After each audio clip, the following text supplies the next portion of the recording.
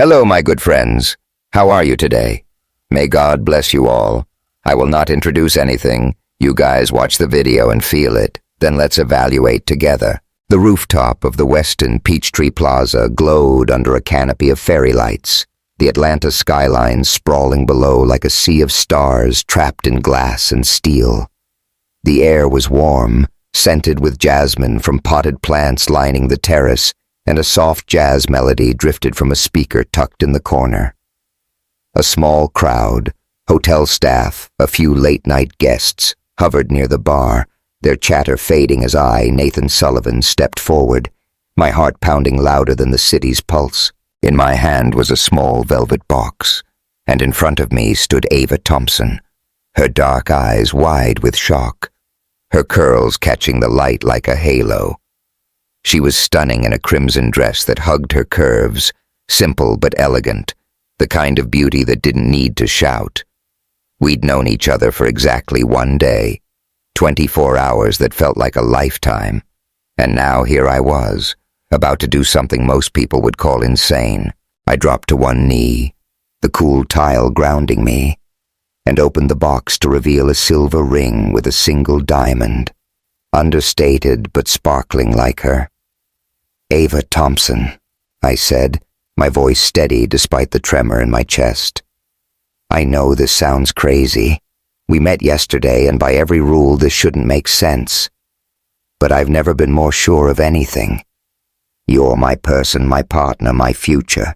Will you give me a chance to build something incredible with you, as my wife?" The rooftop went silent, save for the hum of the city below. Ava's lips parted, her breath catching, and for a moment I thought she might laugh or run. The crowd held their phones up, recording, whispering, but I didn't care. All I saw was her hesitation, her surprise, and the faintest hint of a smile tugging at her mouth. Somewhere, a glass clinked, and a woman gasped, but Ava's eyes never left mine. What she said next would change everything. But to understand why I was kneeling here, risking it all, you need to know how we got to this moment. Stay with me, because this isn't just a love story. It's about what happens when your heart knows something your head can't explain. Let's rewind. My name's Nate Sullivan, and until yesterday, I thought I had life figured out. I'm the CEO of Nexus Tech, a software company I built from a laptop in a one-bedroom apartment to a $2 billion empire. Apps, data analytics, cloud systems. We're the backbone of half the startups in Atlanta. I've got a penthouse in Buckhead with a view that could stop your heart, a Porsche parked in a private garage, and a jet waiting at DeKalb Peachtree Airport for when I need to hop to New York or London. Forbes called me the future of tech last year, and I believed it. Sounds like a dream, right? It wasn't. Don't get me wrong. I worked my ass off to get here. I grew up in Chambly, in a duplex where my parents, immigrants from Poland, fought to make ends meet. Mom cleaned houses, Dad drove a delivery truck, and I was the kid in thrift store jeans who swore I'd make them proud. I did, but somewhere along the way, success became a cage. My penthouse was too quiet. The parties at places like the Fox Theater were all fake smiles and business cards, and the women I dated wanted the CEO, not the guy who still called his mom every Sunday. I told myself love was a distraction, something for rom-coms and people with less to lose. I was happy enough until Ava walked in and showed me what I was missing. It was a rainy morning in Atlanta, the kind where the clouds hang low and the streets smell of wet asphalt and coffee. I was in my midtown office, a sleek space with glass walls and local art, paintings of Sweet Auburn and Stone Mountain that I'd picked because someone said they'd impress clients. My desk was buried under contracts, my inbox a war zone, and I was already 3 espressos deep, irritated because a board meeting had run long. Nexus Tech was in the middle of a big merger deal, and the pressure was on to keep everything perfect. My assistant, Carla, knocked and poked her head in. "Your 3:30's here," she said. "Ava Thompson from Meridian Analytics. You want me to reschedule?" I almost said yes, I was drowning, and the last thing I needed was another consultant telling me how to run my company. But something, call it instinct, made me pause. No, send her in. When Ava walked through that door, the room changed. It's hard to explain, but it was like the air got sharper, the colors brighter. She wasn't what I expected from a supply chain expert. No stiff suit or fake smile. She wore a navy blazer that fit her like it was made for her, a white blouse open at the collar, and a silver necklace that caught the light. Her hair, a cascade of tight curls, was pulled back, showing off the curve of her jaw, and her skin glowed like she carried the sun inside her. But it was her eyes, deep, steady, like they could see through every layer I'd built, that stopped me cold. "Mr. Sullivan," she said, extending a hand, her voice warm but professional, with a hint of a Detroit lilt that made me think of Motown records. "Ava Thompson, Meridian Analytics. Thanks for squeezing me in." I stood, shaking her hand, and felt a jolt. Not cheesy movie sparks, but something real, like my body recognized her before my brain caught up. Her grip was firm, her smile easy, and I forgot my lines for a second. "Call me Nate," I said, recovering.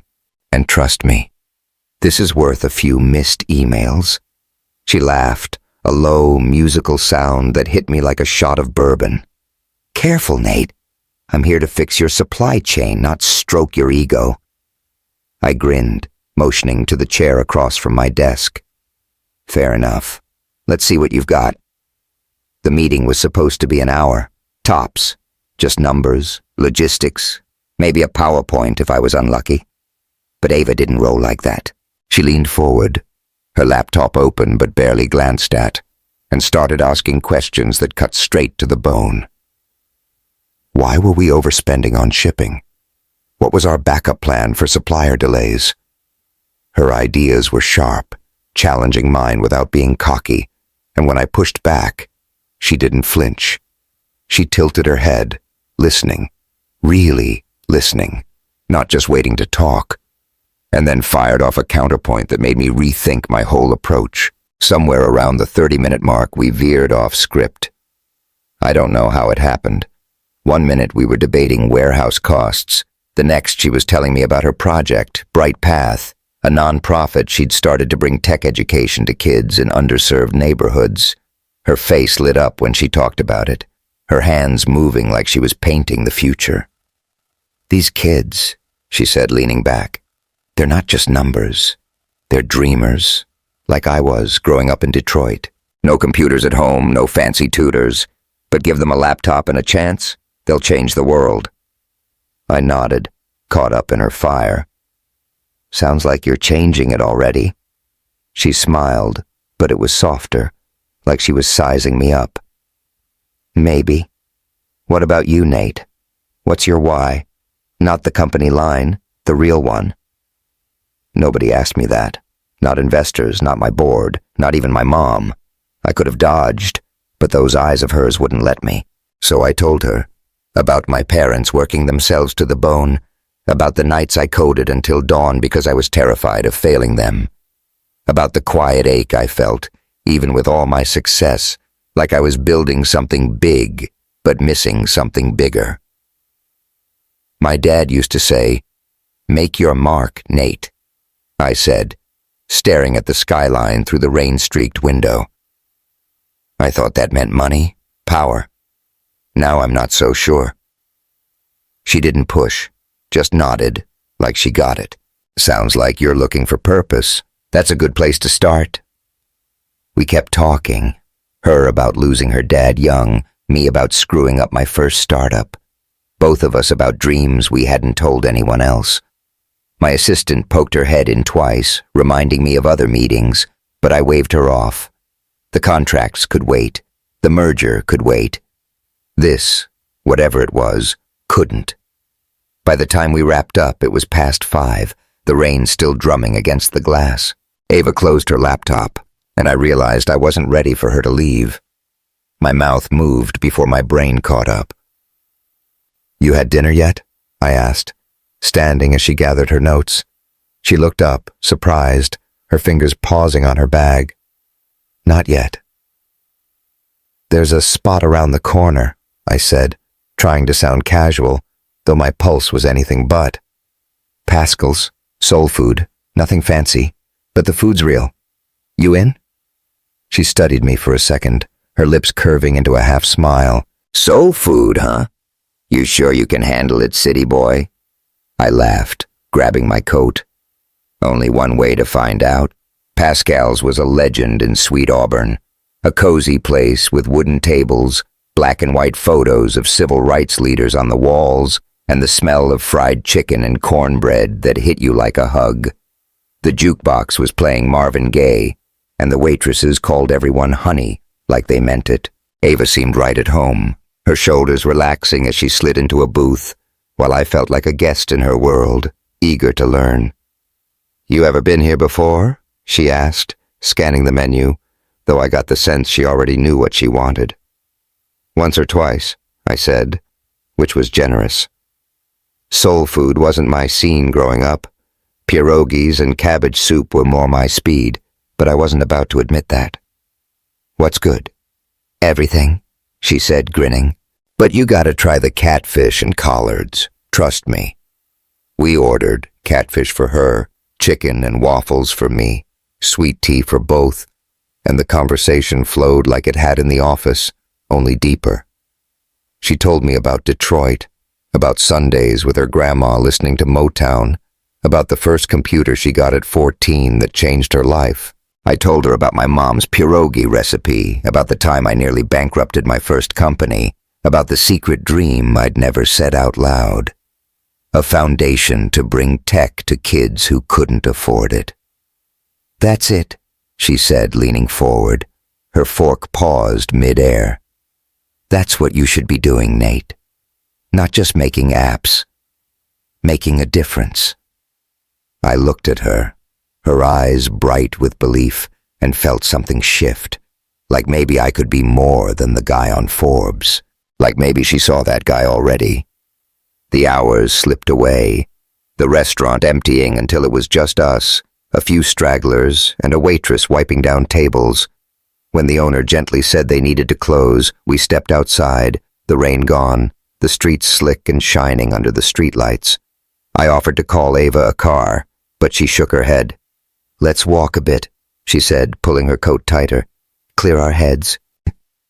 We wandered toward the Beltline, Atlanta's urban trail alive with murals and late-night joggers. The air was cool, carrying the hum of the city, car horns, distant laughter, a saxophone busker somewhere nearby. We didn't talk much, just walked, our shoulders brushing now and then, the silence as easy as our conversation. When we reached her car, parked near a mural of Martin Luther King Jr., I didn't want it to end. This was different, I said, shoving my hands in my pockets to keep from reaching for her. I'd like to see you again, Ava. Soon. She turned, her face soft in the streetlight, and smiled. I'd like that too, Nate.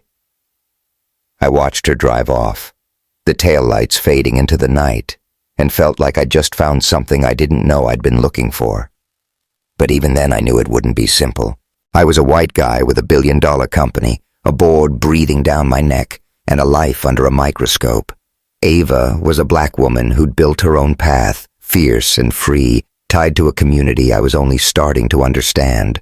Loving her would mean stepping into a world I wasn't sure I was ready for, and risking everything I'd built to get there. That rooftop moment when I asked her to marry me wasn't just a whim.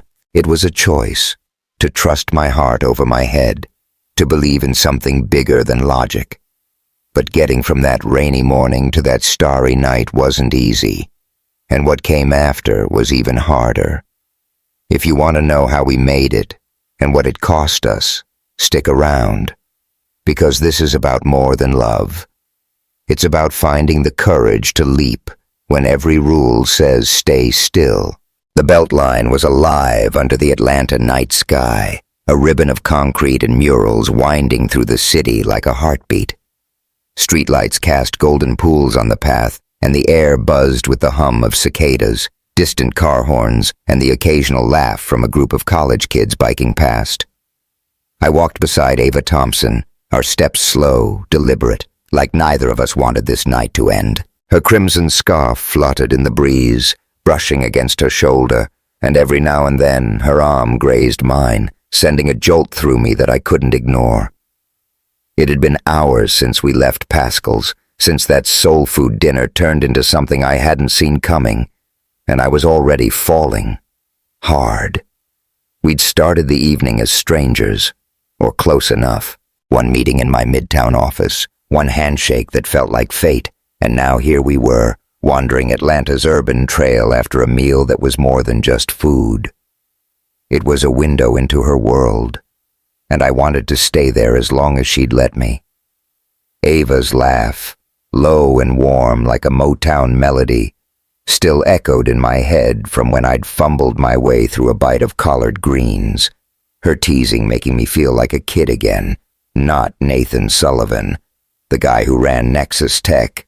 But as we walked, the city lights reflecting in her eyes, I knew this wasn't just a good night.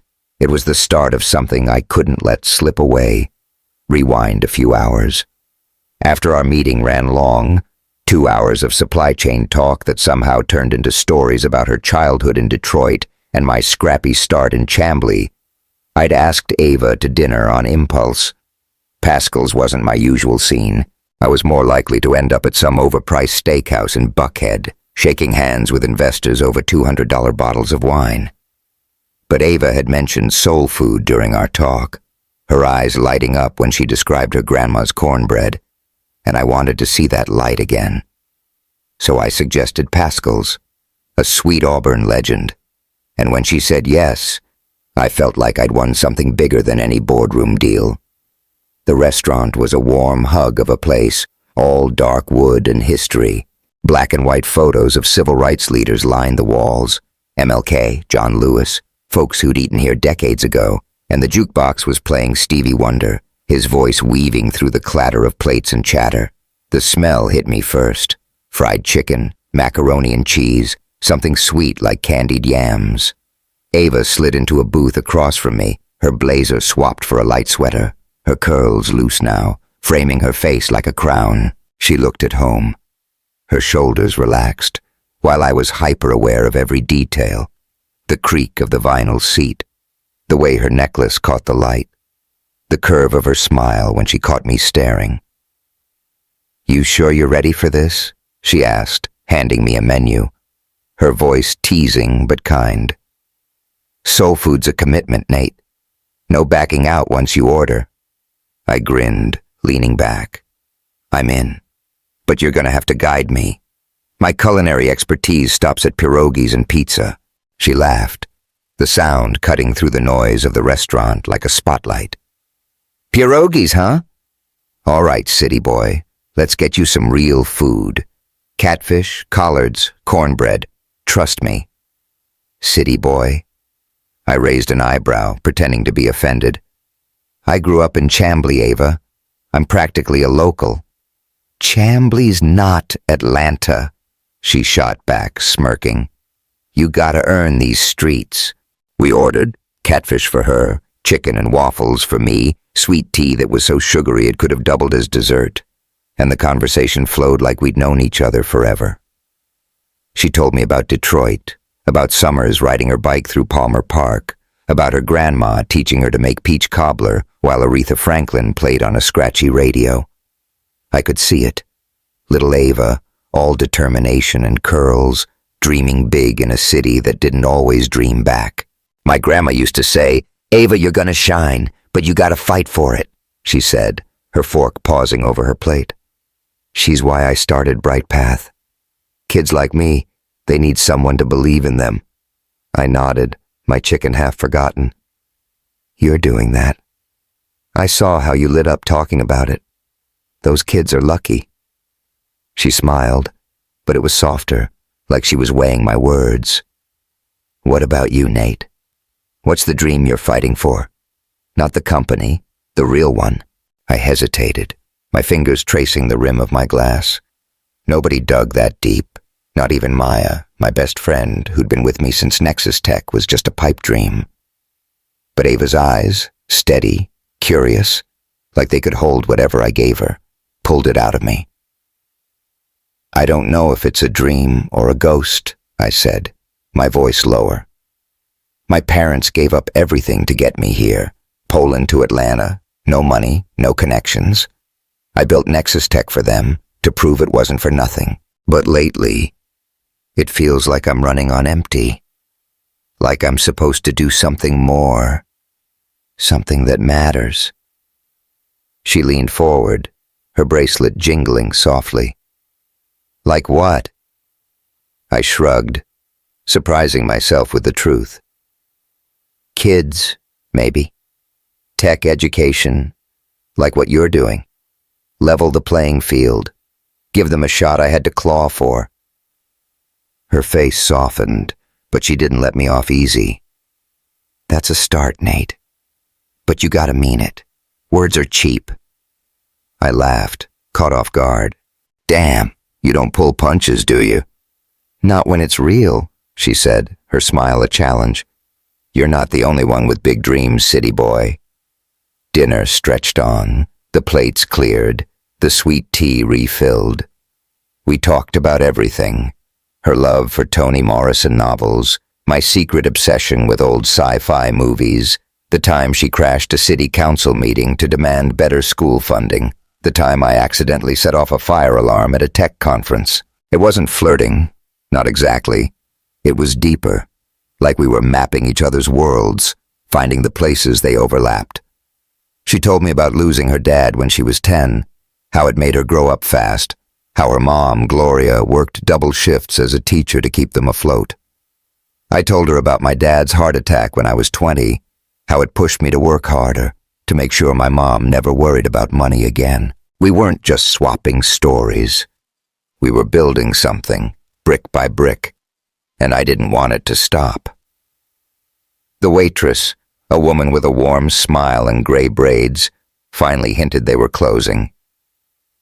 "Y'all take your time," she said, "but we gotta lock up soon." We stepped outside, the air cool and damp from the earlier rain, the streets of Sweet Auburn quiet, except for the hum of a distant bar. The neon sign of Paschal's flickered behind us, casting a soft glow on Ava's face. I didn't want to say goodnight, not yet. "Want to walk?" I asked, nodding toward the Beltline a few blocks away. "Clear our heads?" She tilted her head, her scarf catching the light. "You're not tired of me yet?" "Not even close," I said, meaning every word. The Beltline was a different kind of Atlanta. Raw, vibrant, a mix of grit and art. Murals splashed across old railway walls, flowers and faces and words like freedom in bold colors. Couples strolled hand in hand. A busker strummed a guitar, and the skyline loomed in the distance, all glass and ambition. Ava walked beside me, her steps light, her hands tucked into her coat pockets. We didn't talk much at first, just soaked in the night, but the silence was easy, like we'd done this 100 times. "You're not what I expected," she said after a while, glancing at me. "Most CEOs I meet are colder. All business, no soul." I chuckled, kicking a pebble off the path. "I'll take that as a compliment. But you're not exactly typical either. I figured you'd come in with a deck of slides. Not a mission." She smiled, her eyes catching the streetlight. "Slides are overrated. I'd rather talk truth." "That's what got me," I said, my voice softer. "You don't just talk it. You live it." She stopped walking, turning to face me, and the air shifted, charged like the moment before a storm. We were under a mural of a woman's face, her eyes painted wide and knowing, and Ava's gaze was just as steady. "Careful, Nate," she said, half teasing, half serious. "You keep saying stuff like that. I might start thinking you mean it." "I do," I said, stepping closer, close enough to catch the faint scent of her perfume, something warm, like vanilla and cedar. "I mean every word." A breeze swept through, tugging at her scarf, and I reached out without thinking, catching it before it flew off. My fingers brushed her shoulder and she didn't pull away. Her eyes locked on mine, and I felt it. A pull, not just desire, but something bigger, like my whole life had been leading to this. I leaned in, slow, giving her time to stop me, but she met me halfway, her lips soft and sure against mine. The kiss wasn't rushed or desperate. It was a conversation, a promise, her breath warm, her hand resting lightly on my chest. The city faded, the murals, the lights, the world, until it was just us, standing on that path, saying something words couldn't touch. When we pulled back, her eyes were bright, a laugh bubbling up as she touched her lips. "Well, damn," she said, grinning. "You don't mess around, do you?" "Only when it's real," I said, echoing her earlier words, my heart racing like I'd just run a mile. That kiss was everything, but it wasn't the whole story. As we walked back to her car, parked near a coffee shop with a neon open sign, I felt the weight of what was coming. Ava was a force, tied to her community, her kids at Bright Path, her life in Atlanta's Black Heart. I was a guy with a board breathing down my neck, a merger deal that could make or break Nexus Tech, and a world that didn't always play nice with love like ours. My phone buzzed in my pocket, Maya probably checking in after I'd blown off her texts all day. I ignored it, but I knew she'd have questions. And Ava? She'd mentioned her brother Derek, a lawyer who didn't trust guys like me. Trouble was brewing, even if we couldn't see it yet. We reached her car, a beat-up Honda that looked out of place next to my Porsche fantasies, and she turned to me, her smile softer now. "Tonight was unexpected," she said, unlocking the door. "But I'm glad it happened." "Me too," I said, leaning against the hood. "Can I see you again? Tomorrow, maybe?" She laughed, shaking her head. "Slow down, city boy. Let's see what tomorrow brings." I watched her drive off, the taillights vanishing around a corner, and stood there a minute longer, the belt line humming around me. I was in deep, too deep maybe, but I didn't care. Ava Thompson was worth every risk, even the ones I couldn't see coming. That night on the Beltline was just the beginning, a spark that lit something I couldn't put out. But sparks can burn, and what came next tested everything we'd started to build. If you're wondering how we went from that kiss to a ring, and what it cost us to get there, keep following along. Because love like this doesn't come easy, and it's worth every fight. The Fox Theater was a jewel box of a place, all red velvet and gold trim, the kind of Atlanta landmark that made you feel like you'd stepped into a different era. Tonight, it was packed for Nexus Tech's annual investor gala.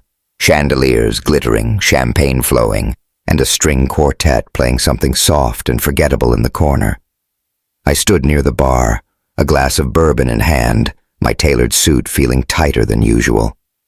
The room buzzed with power, execs, venture capitalists, city council members, all here to toast our upcoming merger deal. But my eyes kept drifting to Ava Thompson, across the ballroom, radiant in a forest green dress that caught every light. She was here, at my invitation, but not as my date, as a consultant for Bright Path, the nonprofit I'd convinced myself was a safe cover. And that lie was starting to choke me. It had been a week since our kiss on the Beltline, since that night at Paschal's when I felt like I'd found something worth fighting for. Ava and I had seen each other almost every day since. Coffee at a West End cafe, a late-night drive to Piedmont Park, texts that kept me up past midnight. Every moment with her made me surer she was it, the one person who saw past the CEO bullshit to the guy I wanted to be. But tonight, surrounded by the world I'd built, I was screwing it up. I'd asked her to come, thinking I could have it both ways, keep her close, keep my board happy. Now, watching her smile politely at a group of donors, I knew I'd made a mistake. Her eyes met mine across the room, and the hurt in them cut deeper than any boardroom loss. The trouble started days ago, though I didn't want to see it then. Nexus Tech was knee-deep in a merger with a West Coast firm, a deal that could double our valuation but came with strings. Richard Holt, one of our board members, had been riding me hard about optics. He was old school, gray hair, southern drawl, the kind of guy who thought a CEO should look like a family man from a 1950s ad, not a guy dating a black woman with a mind sharper than his. He hadn't said it outright, but his hints were clear. No drama, no distractions, especially not now. "Your personal life's under scrutiny, Nathan," he'd said at our last meeting, his pen tapping the table like a metronome. "Investors want stability. Keep that in mind." I'd nodded, my jaw tight, but his words stuck. Stability. That meant no headlines, no rumors, no risks. And Ava, she was a risk, not because of who she was, but because of how the world would see us. A white tech billionaire and a black activist weren't exactly the safe image Richard had in mind. I told myself I was protecting her, keeping her out of the media's claws, but deep down, I knew I was protecting myself. From the board, from the whispers, from the fear that loving her openly might cost me the empire I'd bled for. Ava felt it too. I saw it in the way her texts got shorter when I dodged her questions about meeting my team, in the pause before she smiled when I changed the subject. I'd invited her to the gala because I wanted her there. God, I wanted her everywhere, but I'd chickened out at the last minute. "It's better if you come as a Bright Path rep," I'd said over the phone, my voice casual, like it was no big deal. "Less pressure, you know." She'd been quiet for a second, then said, "Sure, Nate. Whatever works." But her tone wasn't right, and I should have known better. The gala was in full swing now, the air thick with perfume and ambition. I moved through the crowd, shaking hands, nodding at compliments about our latest app launch, but my focus was on Ava. She was talking to a couple of donors near a display about Nexus Tech's community grants. Grants I'd pushed for because of her, though I hadn't told her that yet. Her dress shimmered as she gestured, her laugh carrying over the quartet, and I felt a surge of pride mixed with guilt. She was here, in my world, but I'd put a wall between us. Maya Chen, my best friend and Nexus Tech's COO, sidled up, her black jumpsuit sharp as ever. She followed my gaze to Ava, then nudged me. "She's killing it over there," she said, sipping her wine. "So why do you look like someone kicked your dog?" I forced a smile, swirling my bourbon. "Just a long night." "Bull," she said, her voice low but pointed. "You invited her, then stuck her in the business associate box. What's the deal, Nate? You scared?" I bristled, but Maya knew me too well. We'd been through the trenches together, late nights coding, near bankruptcies, the whole startup grind. She didn't let me hide. "It's not that simple," I said, keeping my voice down. "The board's on my ass about the merger. Richard's already dropping hints about optics." Maya rolled her eyes. "Optics? Nate, you're a billionaire. You make the optics. You like her. Hell, you're half in love with her already. Why are you playing small?" I didn't answer, because I didn't have one. Across the room, Ava glanced my way again, her smile faltering, and I felt like the floor was slipping out from under me. I wanted to cross the ballroom, pull her close, tell everyone she was mine. But then I saw Richard by the stage, his eyes scanning the crowd, and my courage fizzled. I stayed put, and when Ava turned back to the donors, I knew I'd let her down. An hour later, things got worse. I was stuck in a conversation with a venture capitalist who wouldn't shut up about blockchain when I spotted Ava heading for the exit. Her shoulders were stiff, her purse clutched tight, and I knew she wasn't just stepping out for air. I excused myself, weaving through the crowd, my pulse spiking as I caught up to her in the grand foyer, all marble and chandeliers. "Ava, wait!" I called, my voice echoing off the walls. She stopped, turning slowly, her face a mix of hurt and defiance. The green dress made her look like a queen, but her eyes were fire. "What, Nate? You need me to pitch Bright Path to someone else?" I winced, stepping closer. "That's not fair. I'm glad you're here."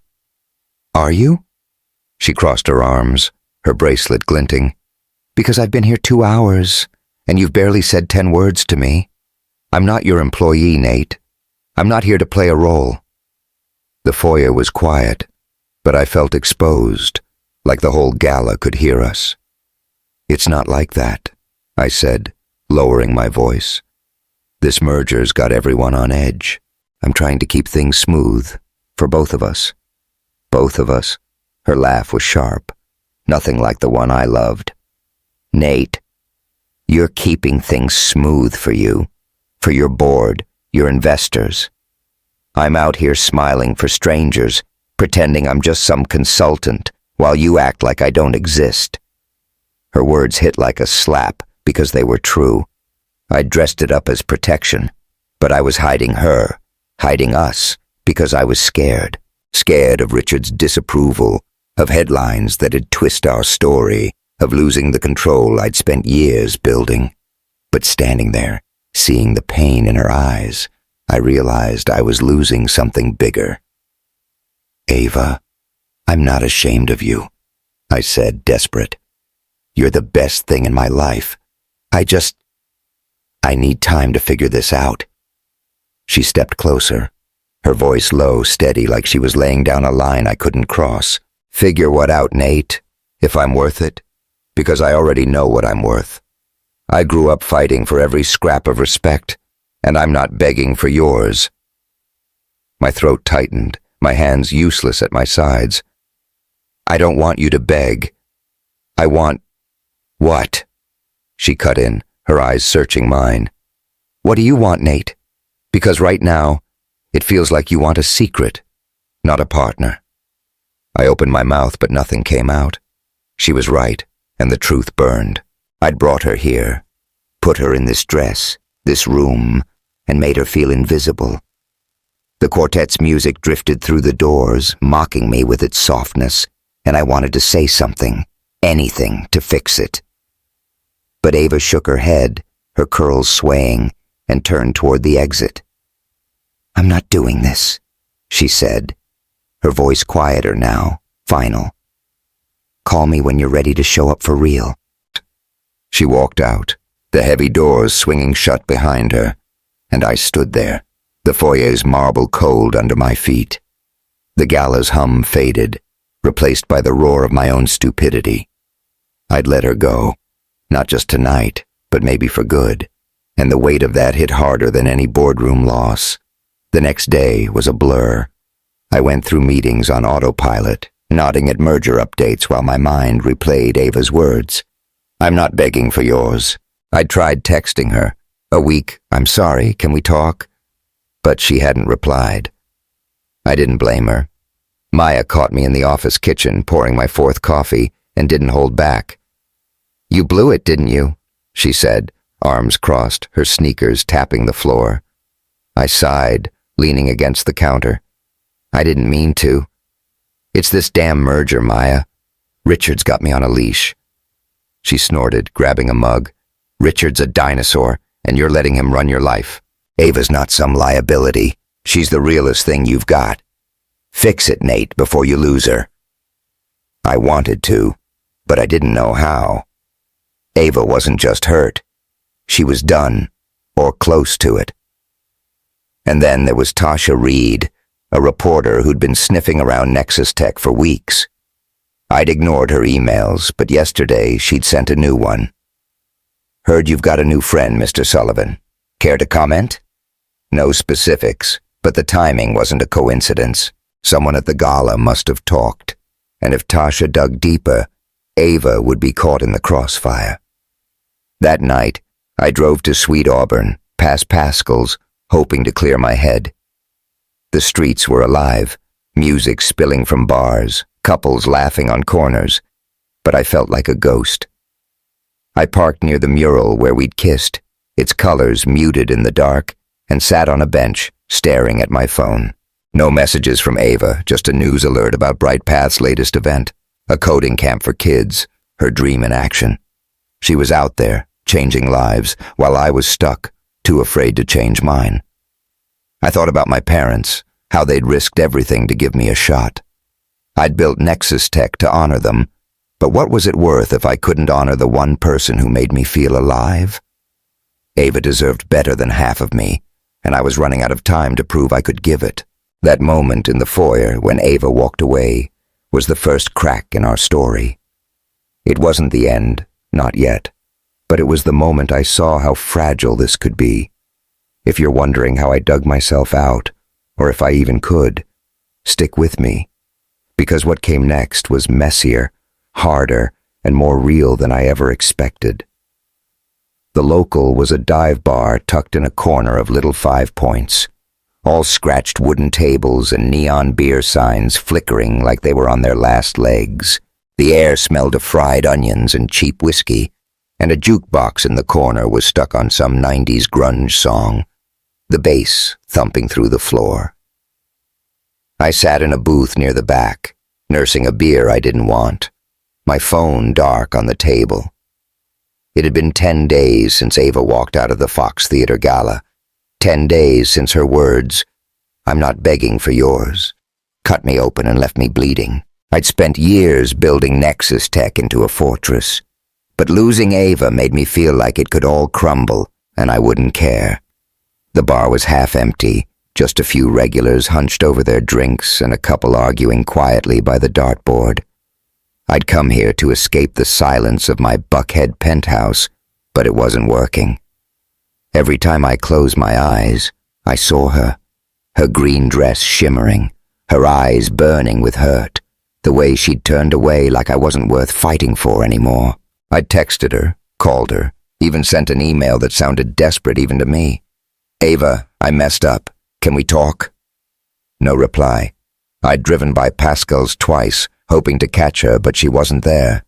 She was out there, living her life, while I was stuck in mine, drowning in regret. The door creaked open, and Maya Chen walked in, her sneakers loud against the sticky floor. She spotted me, shook her head like a disappointed mom, and slid into the booth, stealing my beer without asking.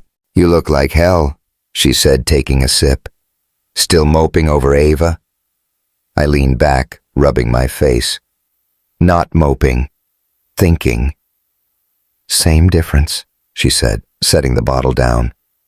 "You gonna tell me what happened, or do I have to guess?" I sighed, the weight of it all pressing on my chest. Maya was my rock, co-founder, confidant, the one who'd seen me at my worst and still stuck around, so I told her everything. The gala, how I'd asked Ava to play consultant, the fight in the foyer, the way she'd walked out. When I finished, Maya didn't say anything for a minute, just stared at me like I'd grown a second head. "Nate," she said finally, her voice low but sharp. "You're an idiot. You've got this incredible woman, smart, fierce, the real deal, and you're letting Richard Holt and his crusty board call the shots? What's wrong with you?" "It's not just Richard," I said, my voice rough. "This merger's make or break. If it tanks, we lose half our valuation. Investors are watching every move I make. If you what?" She cut in, leaning forward. "If you love her? If you show the world you're human? Newsflash, Nate. Nobody cares about your perfect image as much as you do. Ava does. And you're blowing it." Her words stung, because they were true. I'd spent my life proving I belonged, first to my parents, who'd left Poland with nothing, then to a world that didn't expect a kid from Chambly to make it big. Nexus Tech was my proof, but Ava was something else. She was the first person who made me want to prove I could be more than a title, more than a bank account, and I'd pushed her away because I was scared of losing what? A deal? A nod from Richard? "I don't know how to fix it," I admitted, staring at the beer label peeling off the bottle. "She won't talk to me, Maya. I tried." "Then try harder," she said, her tone softer now. "You love her, don't you?" I didn't answer right away. Love was a big word, one I'd avoided like a trap, but the truth was I did. I loved the way Ava laughed at my bad jokes, the way she fought for her kids at Bright Path, the way she looked at me like I could be better than I was. "Yeah," I said, my voice barely above a whisper. "I do." "Then stop hiding," Maya said, sliding the beer back to me. "Show her you're all in, not with words, with actions. Or you're gonna lose her, Nate. For real." I left the local with Maya's words ringing in my head, but I still didn't know where to start. The next morning I tried something small, stupid maybe, but it was all I had. I emailed Ava, not about us, but about Bright Path. I offered to fund a new coding lab for her kids, no strings attached, thinking it'd show I cared about her world. Her reply came hours later, polite, but cold. "Thanks, Nate, but we're good for now. I need space." It wasn't a slap, but it felt like one. She wasn't just shutting down the offer, she was shutting me out. Work didn't help. The merger talks were heating up, and Richard was on a warpath, scheduling daily check-ins to keep me focused. He'd caught wind of the gala buzz. Someone had mentioned seeing me with Ava, though they didn't know her name, and he wasn't subtle. "No surprises, Nathan," he'd said, his eyes narrow. "We can't afford distractions." I nodded, but inside I was seething. Distractions? Ava was the opposite. She was clarity, purpose, everything I'd been chasing without knowing it. That night, I couldn't sleep. My penthouse was too big, too quiet, the skyline view mocking me with its cold perfection. I scrolled through my phone, avoiding emails, and landed on a news alert. Bright Path founder to speak at Westin Community Forum. Ava. The event was tomorrow at a rec center, free to the public. I didn't think twice. I pulled up the website, bought a ticket, not as Nate Sullivan, CEO, but as some guy hoping for a glimpse of her. Maybe it was desperate, but I didn't care. I needed to see her, even if she didn't see me. The West End Rec Center was a low brick building, scuffed but proud, with kids' drawings taped to the windows and a sign out front that read, "Community First." Inside it was alive, families chatting, volunteers passing out lemonade, a gospel choir practicing in a side room, their voices rising like a tide. The air smelled of barbecue from a potluck table. Ribs, potato salad, cornbread that reminded me of Paschal's, and I slipped in, keeping my head down in a hoodie and jeans. Nobody noticed me, which was the point. I found a seat near the back, my heart pounding as the room filled up. Ava took the stage a few minutes later, and it was like the world snapped into focus. She wore a cream sweater and dark pants, her curls loose, a stack of bracelets jingling as she adjusted the mic. She looked tired, maybe from the gala, maybe from me, but her voice was steady, warm, like she was talking to friends. She spoke about Bright Path, about kids who'd gone from no computer access to building apps, about the power of believing in someone when the world didn't. "These kids aren't just our future," she said, her hands moving like she was shaping the words. "There are now. Every time we give them a chance, we're saying yes to hope, yes to change." The crowd nodded, clapped, a few amens rippling through the room. I leaned forward, hanging on her every word, feeling like I was seeing her for the first time. Not just the woman I'd kissed, but the force she was, rooted, fierce, unbreakable. Then she said something that stopped me cold. "Don't let the world tell you who you're supposed to be," she told the crowd, her voice softening, eyes scanning the room. "Not your job, not your past, not the people who think they own you. Be brave enough to choose yourself, because the right people will stay." The room erupted, but I barely heard it. My chest burned, my hands clenched in my lap. She wasn't talking to me, not directly, but it felt like she was. I'd spent my life letting the world define me. The board, the investors, the kid from Chambly who had to prove he was enough. And I'd let that fear push Ava away, make her feel like she wasn't worth choosing. sitting there, surrounded by her community, her fight. I knew I couldn't keep doing this. I had to choose her, not just in my heart, but out loud where it mattered. I stayed until the end, watching her hug a kid who showed her a tablet sketch, laugh with an older woman in a church hat, shake hands like she meant it. She didn't see me, and I didn't try to approach her. Not yet. But as I walked out into the Atlanta night, the air thick with humidity and possibility, I felt something shift. I wasn't ready to lose her, and I wasn't ready to lose myself. For the first time, I believed I could be the man she deserved, if I could find the courage to try. The next day, trouble started brewing. Tasha Reed, the reporter who'd been circling like a shark, sent another email. Got a tip about you and a certain non-profit founder, Mr. Sullivan.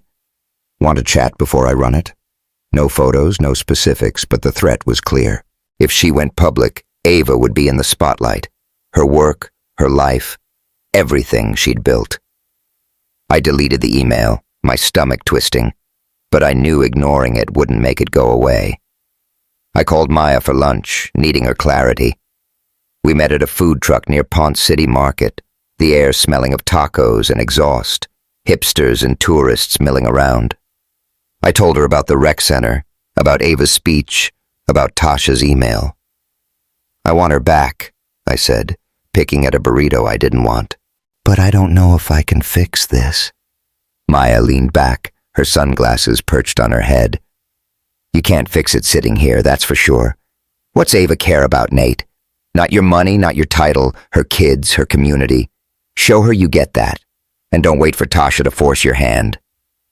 I nodded, her words sinking in. Ava wasn't just a spark. She was a fire, and I'd been trying to contain her instead of joining her. I didn't have a plan yet, but I knew one thing. I wasn't giving up, not on her, not on us. That night at the rec center was a wake-up call, but it wasn't the end of the fight. Tasha's story was looming. The merger was a ticking clock, and Ava was still a ghost in my phone. If you're wondering how I faced what came next, and whether Ava ever gave me another shot, keep following along. Because the road ahead was about to get a lot rougher. The rain came down in sheets, turning Atlanta's streets into rivers of light and shadow.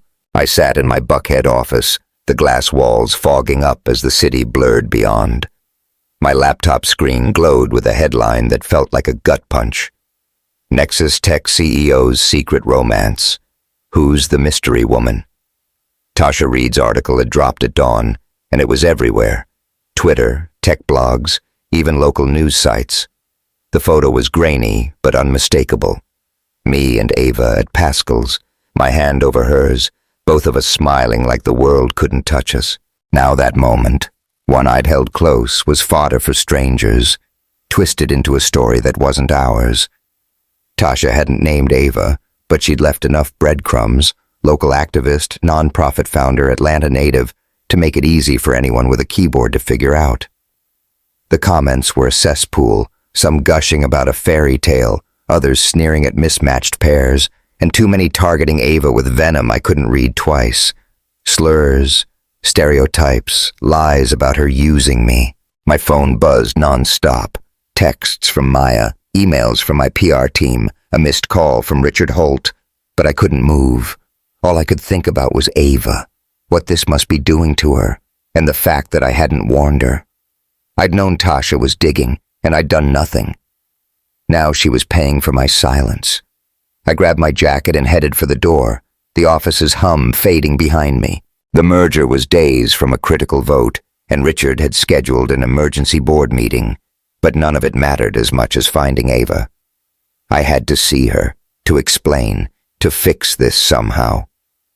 The rain soaked through my clothes as I ran to my car, the city a smear of neon and regret, and I prayed I wasn't too late.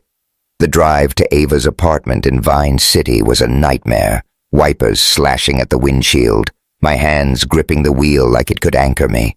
Her building was old brick, sturdy but worn, with a mural of kids playing basketball fading on one wall. I parked crooked, not caring, and buzzed her apartment, the rain dripping down my neck. Once, twice. No answer. My heart sank, but then the door clicked, and there she was, standing in the hallway, her face a mask of exhaustion and anger. Ava wore a gray hoodie and leggings, her curls tucked under a headscarf, but even like this, she was beautiful, fierce, unyielding, like she could take on the world and win. Her arms were crossed, her eyes locked on mine, and I felt smaller than I ever had, not a CEO, but a man who'd let her down. "Nate," she said, her voice flat, like she was holding back a storm. "What do you want?" "I'm sorry," I said, the words spilling out, rain pooling at my feet. "Ava, I saw the article. I didn't know Tasha would—" "Didn't know?" She cut me off, stepping forward, her voice sharp enough to slice through the rain's drone. "You knew she was poking around. You got her emails, didn't you? And you didn't think to give me a heads up?" I flinched, my hands useless at my sides. "I thought I could handle it. I didn't want to drag you into—" "Drag me?" Her laugh was bitter, nothing like the one that had warmed me at Paschal's. "Nate, I'm already in it. My phone's been ringing off the hook. Reporters, trolls, my own volunteers asking if I'm your mystery woman. My kids at Bright Path are getting dragged into this mess, and you thought you could handle it?" She opened the door wider, and I followed her inside, the familiar smell of coffee and lavender hitting me like a memory. Her apartment was small, lived in, books stacked on a thrift store table, a record player with a pile of Motown vinyls, a canvas half-painted with bold strokes of blue, but it felt different now, like I was an intruder. She sat on the couch, hugging her knees, and I stood there, dripping and lost. "Ava, I never meant for this," I said, my voice cracking. "I was trying to protect you.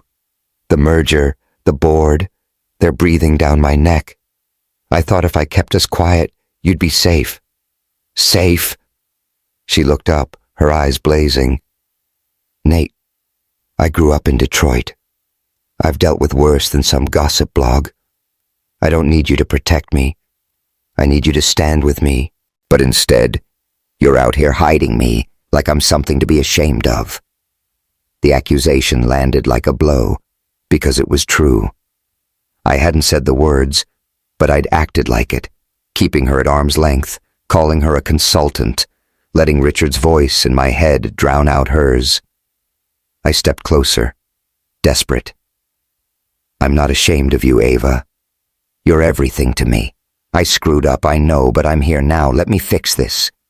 She stood, her movements sharp, like she was drawing a line. "Fix it." "Nate, this isn't about one article. It's about me wondering every day if I'm enough for you. If you'll ever look at me in public the way you do when it's just us."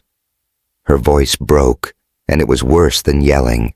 I saw the weight she'd been carrying, not just tonight, but every time I dodged, every time I chose a Nexus tech over her. "Ava, you're more than enough," I said, my throat tight. "I'm the one who's not, but I'm trying, I swear." She shook her head, a tear slipping down her cheek, and walked to the table by the door.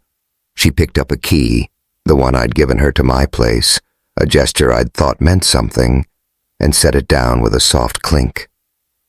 "I can't do this anymore," she said, her voice steady now, final. "I've been loving you with everything I have, and all I get is pieces of you. I deserve more, Nate." The room spun, my chest hollow. "Ava, please," I begged, stepping toward her.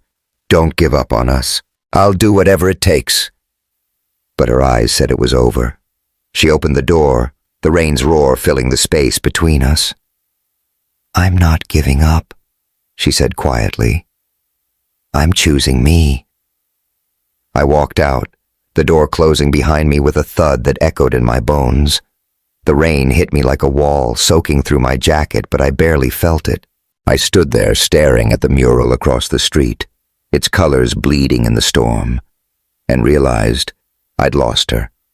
Not because of Tasha, but because I'd been too afraid to fight for her when it counted. The fallout was brutal. By morning, Tasha's article had spread like wildfire, picked up by every outlet from TechCrunch to the Atlanta Journal-Constitution. My PR team was in panic mode, drafting statements I didn't read, while Twitter churned with hashtags, #Sullivan scandal, #mystery woman, each one a knife to Ava's life. I wanted to call her, to check on her, but her silence was louder than any words. The board meeting was a slaughter. Richard Holt sat at the head of the conference room, his face red, a stack of printouts in front of him. Tasha's article, stock charts, angry emails from investors. The skyline loomed outside, gray and unforgiving, mirroring the mood. "This," Richard said, slamming the article down, "is a catastrophe, Nathan. We're days from the merger vote, and you've got us drowning in tabloid trash."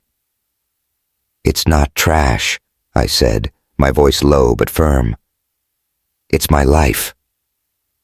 "Your life is this company," he snapped, his pen jabbing the air. "Our stock's down 3 points already. Clients are asking questions. You need to clean this up, deny the relationship, get back to business." I stared at him, my hands clenched under the table. Deny Ava. The thought made me sick, but a part of me, the kid from Chamblee who'd fought for every scrap, wanted to cave. It'd be easy. One statement, one lie, and the merger might hold. But then I saw Ava's face, her tear-streaked resolve, and I knew I couldn't. Not anymore. "I'm not denying her," I said, louder than I meant to. "I love her. And if that's a problem, maybe I'm in the wrong room." The silence was deafening. Richard's mouth tightened, but Maya, sitting across from me, gave a small nod, her eyes saying finally. The meeting dragged on, numbers, threats, plans to manage the PR, but I was barely there.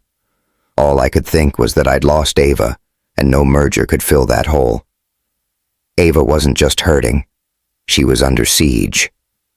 I found out through a mutual contact that Bright Path had lost a major donor, some corporate suit spooked by the controversy. Her inbox was flooded. Some messages supportive, others vicious, questioning her motives, her worth, her right to be with me. She'd gone to her mom's house in West End, needing family, needing space. I wanted to drive there, to beg Gloria to let me in, but Ava's words stopped me. "I'm choosing me." Instead, I went to see Gloria anyway, desperate for any connection. Her house was a modest shotgun style with a porch swing and roses climbing a trellis. She answered the door, her braids neat, her eyes sharp like Ava's. "Nathan," she said, not smiling, "why are you here?" "I hurt her," I said, my voice raw. "I know that. But I love her, Gloria. I need to know if there's a chance to make it right." She studied me, her face unreadable. "Ava's always been strong," she said finally. "But strength doesn't mean she can't break. You didn't just hurt her, you made her doubt herself. That's not something you fix with a visit." I nodded, the truth heavy. "I'm not giving up," I said. "Not on her." Gloria didn't reply, but her eyes softened just a fraction. "Then you better mean it," she said, closing the door. The days blurred after that. I threw myself into work, but it was hollow. Meetings, spreadsheets, calls that felt like noise. Maya tried to pull me out, dragging me to a taco stand one afternoon. But I was a shell. "You're not dead, Nate," she said, tossing a napkin at me. "Fight for her." But how do you fight for someone who's done with you?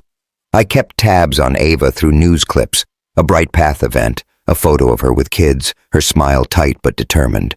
She was moving forward while I was stuck, haunted by the key she'd given back, the life we might have had. And Tasha? She wasn't done. Another email landed. "More to come, Mr. Sullivan. Stay tuned." Whatever she had, it had hit Ava hardest, and I was running out of ways to stop it.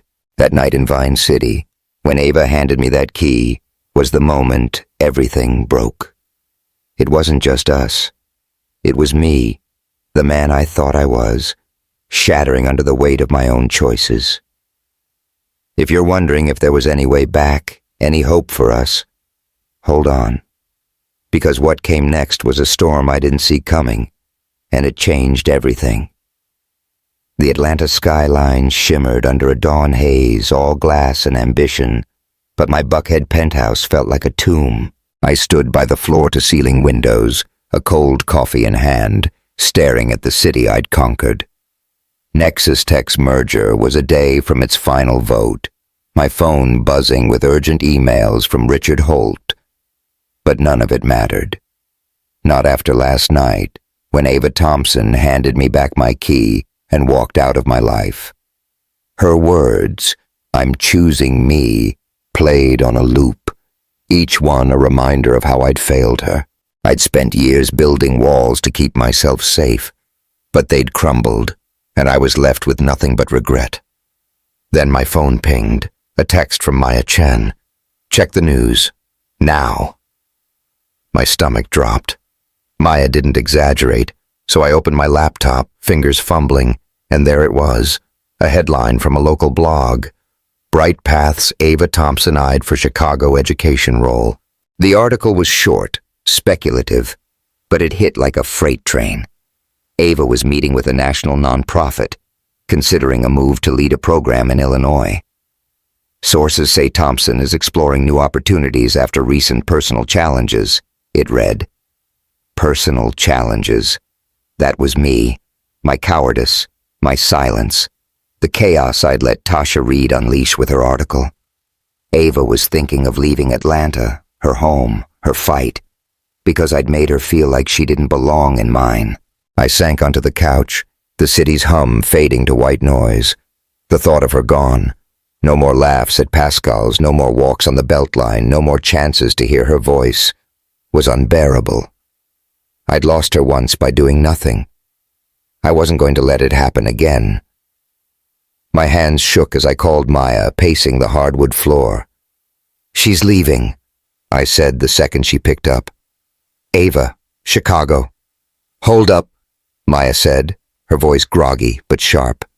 "You sure?" "It's in the news. Some education gig. She's speaking at a West End awards ceremony tonight. I'm going, Maya. I have to talk to her." She paused. Then I heard the grin in her voice.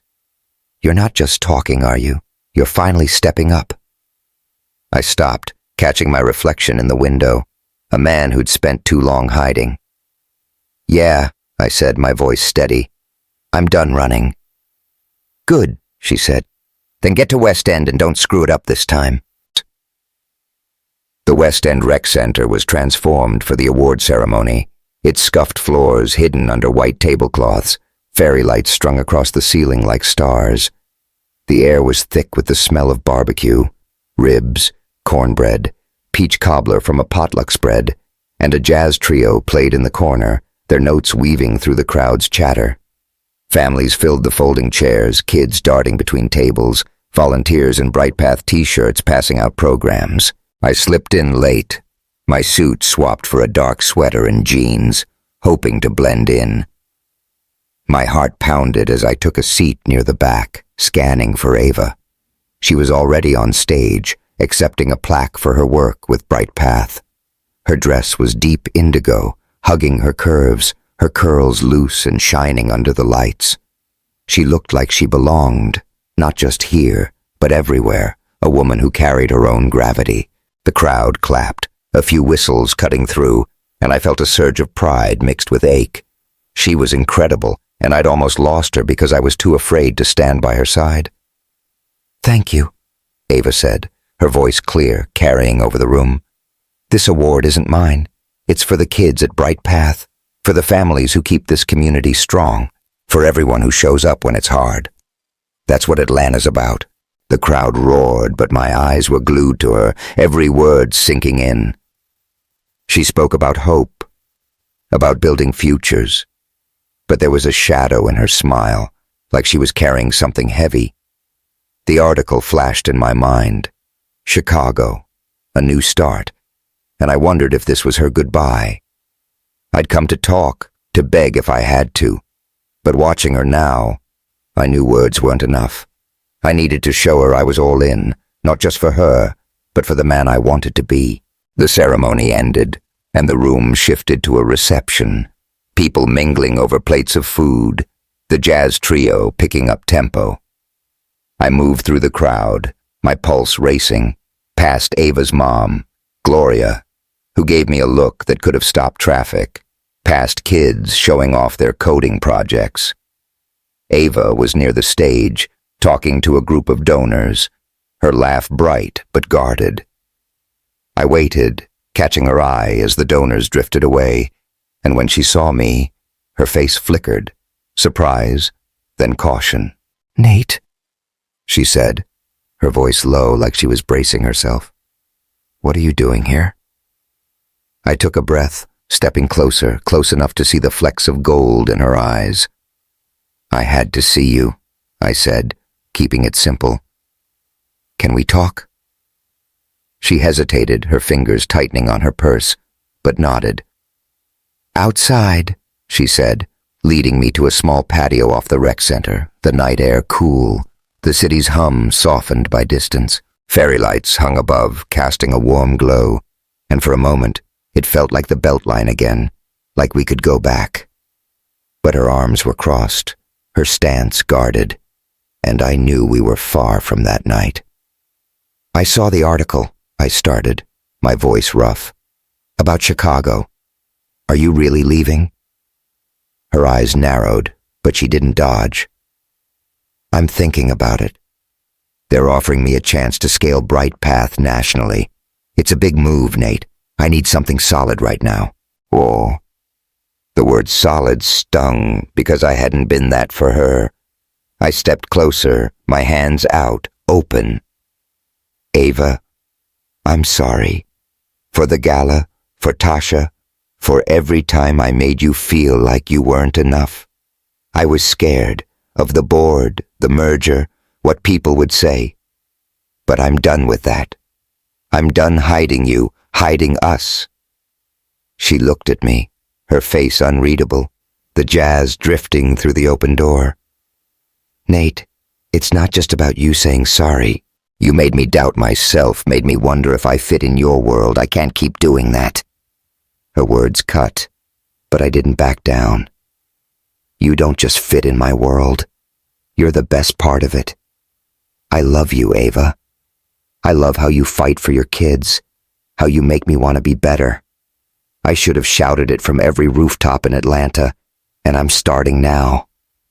The crowd inside was louder now, clapping for someone's speech, but out here, it was just us. Ava's eyes softened, but she shook her head. "It's too late for rooftops, Nate. I need to know you mean it, not just tonight, but every day." I reached for her hand, gentle, giving her space to pull away. She didn't. Her fingers were warm, steady, and I felt the world shift. "Then let me prove it," I said, my voice low but sure. "Not with words, with everything I've got." She looked at me, her breath catching, and I knew this was it. The moment I'd been running toward or away from since we met. I pulled a small box from my pocket, not planned, but carried since yesterday, when I'd stopped at a jeweler on instinct. I opened it, revealing a silver ring with a diamond that caught the fairy lights. Simple, but hers. "Ava Thompson," I said, my heart in my throat. "I know I've messed up. I know we've got a long road ahead, but I want to walk it with you. Every step, every fight. Will you give me a chance to build a future together?" Her eyes widened, a tear slipping free, but she laughed, soft and real. "You're insane," she said, her voice trembling. "You know that, right?" "For you?" "Yeah," I said, smiling through the nerves. "Always." The silence stretched, eternal. Then she nodded, her hand squeezing mine. Okay, she whispered. Let's try.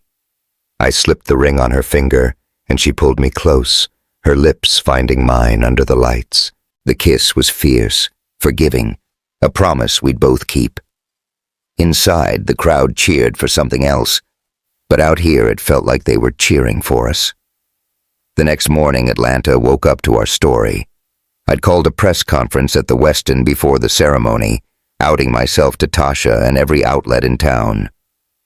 I'm in love with Ava Thompson, I'd said, cameras flashing. She's the best thing I've ever known, and I'm done keeping her a secret.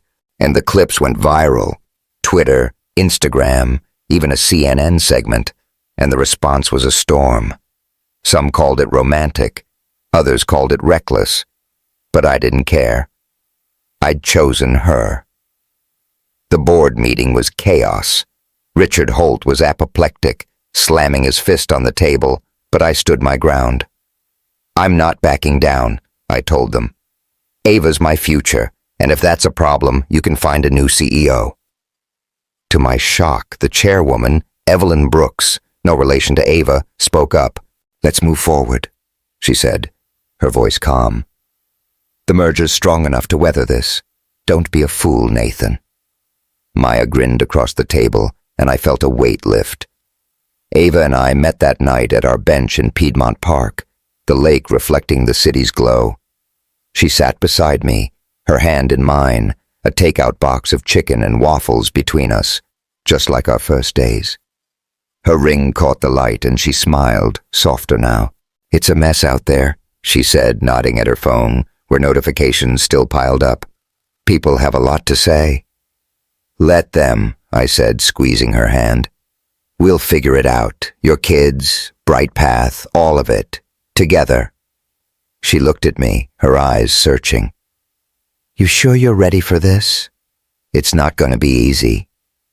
I've never been surer, I said, pulling her close. You're worth every fight, Ava. We stayed there, the park quiet around us, and I knew we weren't done with challenges. The merger wobbled but held, losing one investor but gaining others who respected honesty. Brightpath took a hit, some donors bailed, but Ava landed a grant that dwarfed their loss.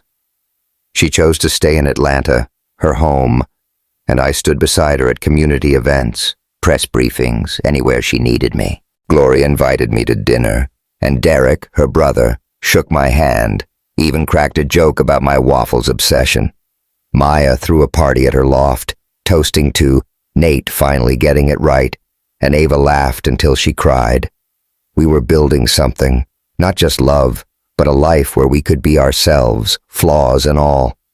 I'd spent years chasing success, thinking it'd make me whole. But sitting with Ava, her warmth against me, I learned the truth. Love isn't about perfection.